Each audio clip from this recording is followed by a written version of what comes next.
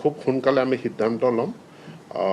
খুব সোনকালে মই কৈছোঁ যে ইয়াত আমি বিভিন্ন সংগঠন বিভিন্ন বুদ্ধিজীৱী শিক্ষাবিদ সকলো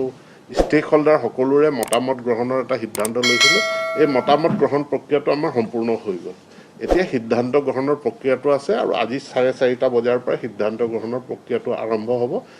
এদিন বা দুদিন সময় লাগিব যে পৰীক্ষা অনুষ্ঠিত হ'ব পৰীক্ষা অনুষ্ঠিত নোহোৱাৰ কোনো কাৰণ কোনো ভিত্তি নাই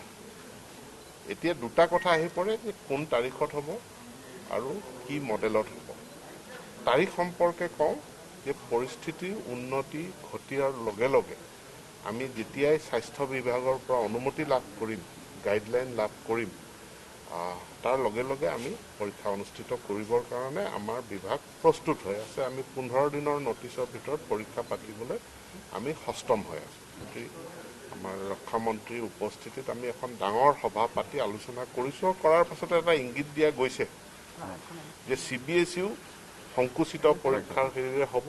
আমাৰ হায়াৰ ছেকেণ্ডেৰী মেট্ৰিকো অলপ সংকুচিত ছাবজেক্টেৰে এতিয়া আমি বিভিন্ন পক্ষৰ লগত আলোচনা কৰিলোঁ শিক্ষাবিদসকলৰ লগত আলোচনা কৰিলোঁ সদৌ অসম ছাত্ৰ সন্থাৰ লগত আলোচনা কৰিলোঁ নিখিল বড়ো ছাত্ৰ সন্থাৰ লগত আলোচনা কৰিলোঁ এই সকলোবিলাকৰ মতামত সাপেক্ষে আমি কেইটামান দিনৰ ভিতৰত আমি স্পষ্ট কৰি দিম কোনকেইটা ছাবজেক্টত হ'ব কিন্তু পৰীক্ষা হ'ব আৰু অলপ সংকুচিত কাৰ্যক্ৰমেৰে পাঠ্যক্ৰম হ'ব পৰীক্ষাৰ যিটো প্ৰশ্ন কাকতৰ আৰ্হি মডেল সেইটো সলনি নহয় সেইটো আমাৰ যি পূৰ্বৰ নিচিনা আৰ্হি আছে সেই আৰ্হিয়ে হ'ব সংকুচিত হ'লে বিষয় সংকুচিত হ'ব পাৰে কিন্তু প্ৰশ্ন কাকতখন সংকুচিত নহয় প্ৰশ্ন কাকতৰ যিটো কুৱেশ্যনৰ আৰ্হি সেইটোৰ কোনো পৰিৱৰ্তন নহয় CTET-টো কেন্দ্ৰীয় চৰকাৰে পাতে কেন্দ্ৰীয় চৰকাৰৰ অধীনৰ বিদ্যালয়সমূহত নামভৰ্তি কৰিব আৰু আমি যিটো টেট পাতোঁ আমাৰ বিদ্যালয়সমূহত নামভৰ্তি কৰাৰ কাৰণে তো আমাৰ বিদ্যালয়সমূহৰ কাৰণে আইনে যিটো ব্যাখ্যা কৰিছে এপ্ৰপ্ৰিয়েট গভৰ্ণমেণ্টটো হ'লো আমি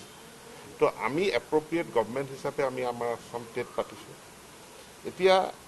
যদি আমাৰ আছাম টেটৰ আমাৰ টেটৰ যদি প্ৰাৰ্থী নাথাকে তেনেহ'লে ক'ৰবাত মেনশ্যন কৰা আছে যে আমি CTET-ৰ পৰা ল'ব পাৰোঁ যদি নাথাকে কিন্তু আমাৰতো এতিয়া আছে গতিকে কেন্দ্ৰীয় চৰকাৰে পাতা মানে যিটো CTET তাৰ যিখিনি উত্তীৰ্ণ হৈ থকা প্ৰাৰ্থী সেইখিনি এলাউ কৰা বা তেওঁলোকক আমি লোৱা এই ক্ষেত্ৰত আজিৰ তাৰিখত কোনো আমাৰ পলিচি নাই